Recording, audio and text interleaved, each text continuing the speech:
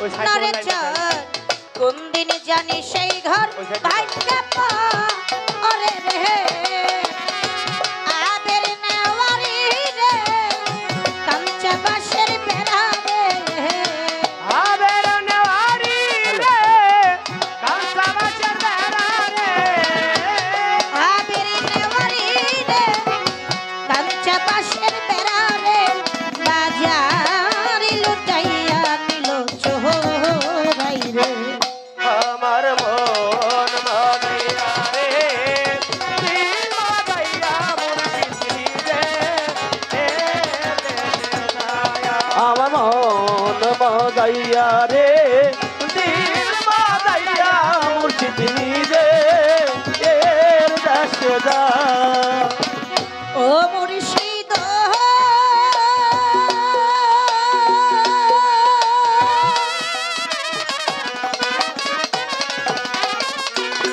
ও দয়াল একেতে মোর ভাঙা না তার উপরে তুফানি বাও ঝলকে ঝলকে ওঠে পানি রে ও দয়াল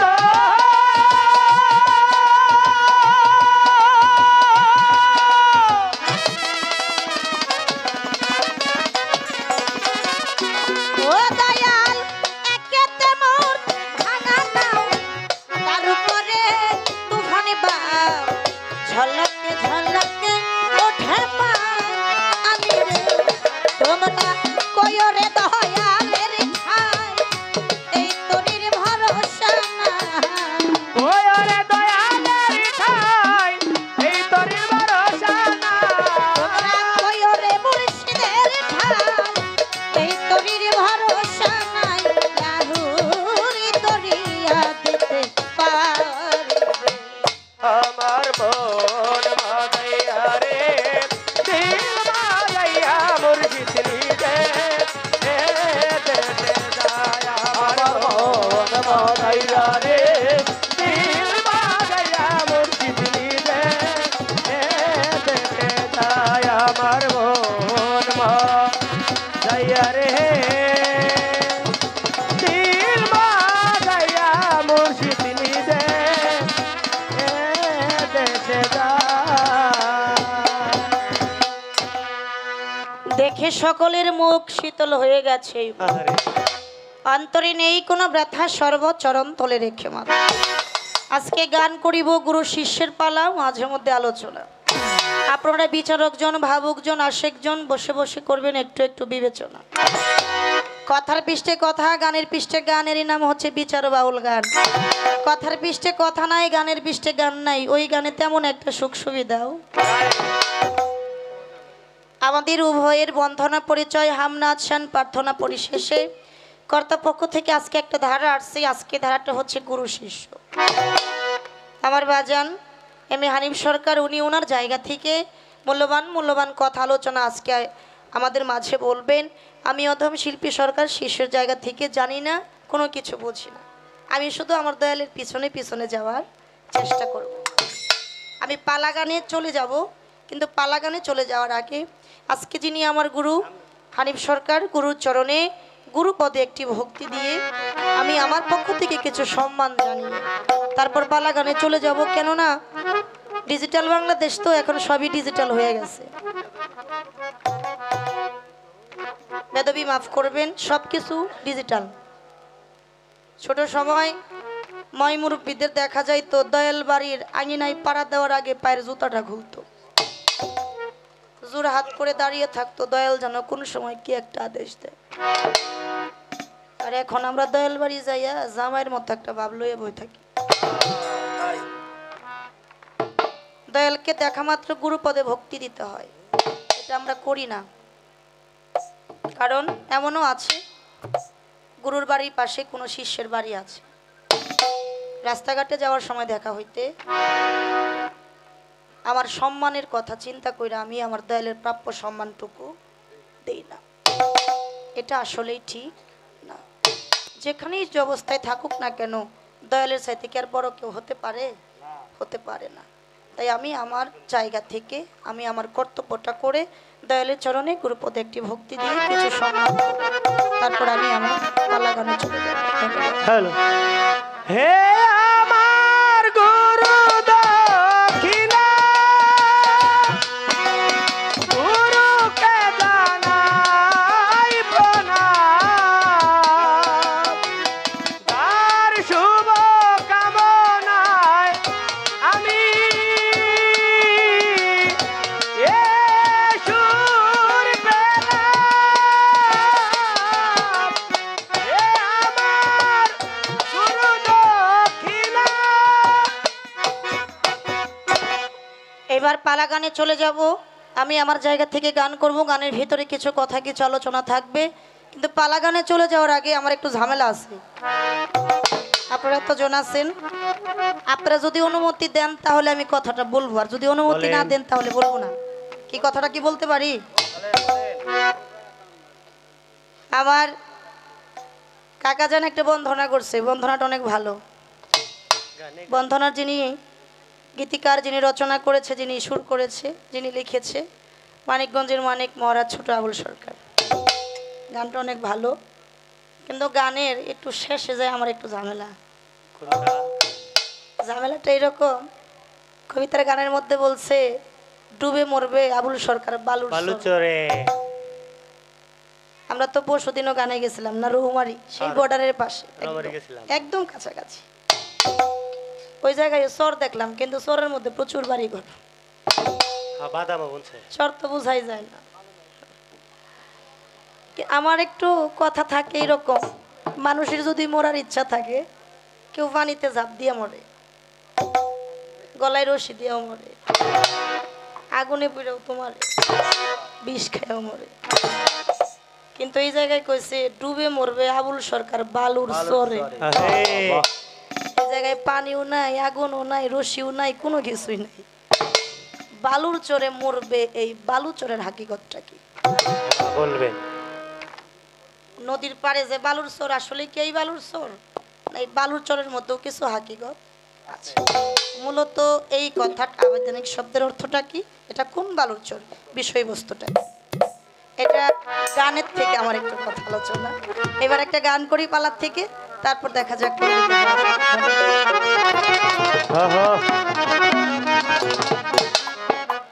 আমি দেখে আইলাম আজব কাণ্ড,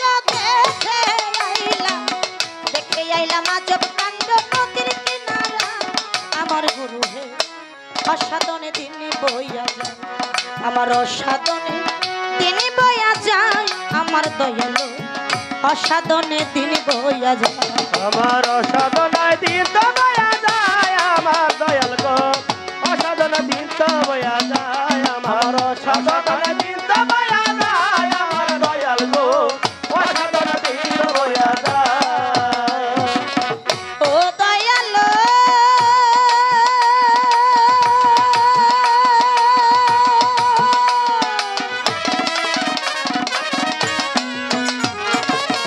ওই আমি শাস্ত্র বেদে যতই শুনি, ভ্রমণ করে লক্ষ জুনি, তারে পরে মানব জন্ম পায়। আমার দয়াল গো তারপরে মানব জন্ম পায়, আমার দয়াল গো তারপরে মানব জন্ম পায়। ও দয়ালু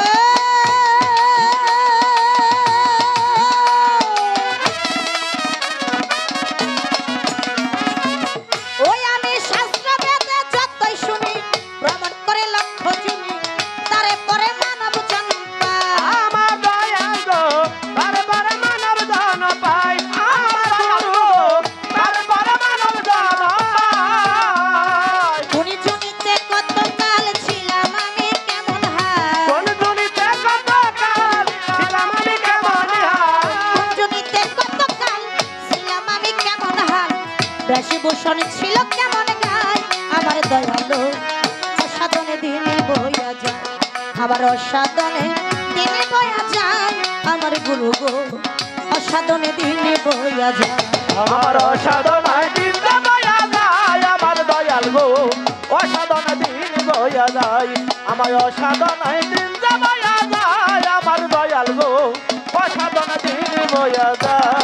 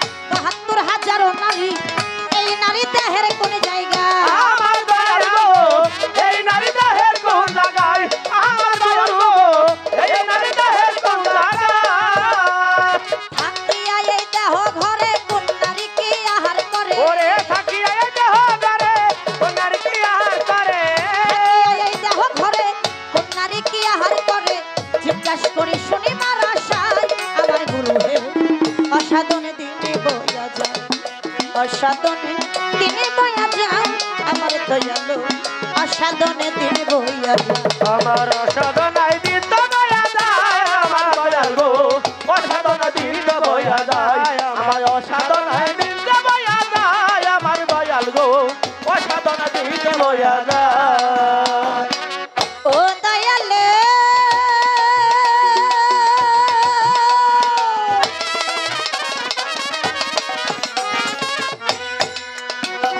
এই দেহে 49 বায়ু বায়ুতে পরমায়ু কোন বায়ু কোন সাধনা আমার দয়াল গো কোন বায়ু কোন সাধনায় আমার দয়াল গো কোন বায়ু কোন সাধনায় ও দয়ালে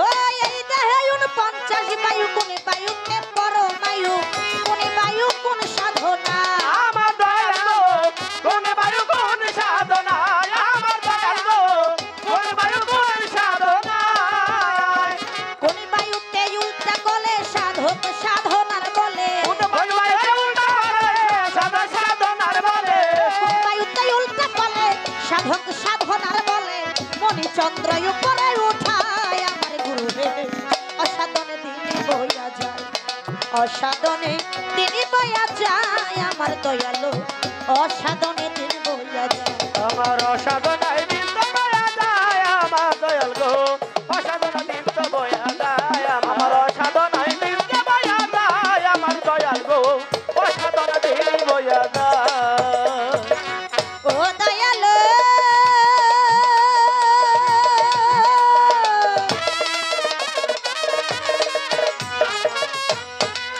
ও দয়াল এই দেহে এক মরাই আছে মরা খাইয়া মরা বাঁচে এই মরা দেহের কোন জায়গা আমার দয়াল গো এই মরা দেহের কোন জায়গায় আমার দয়াল গো এই মরা দেহের কোন জায়গায় ও দয়ালু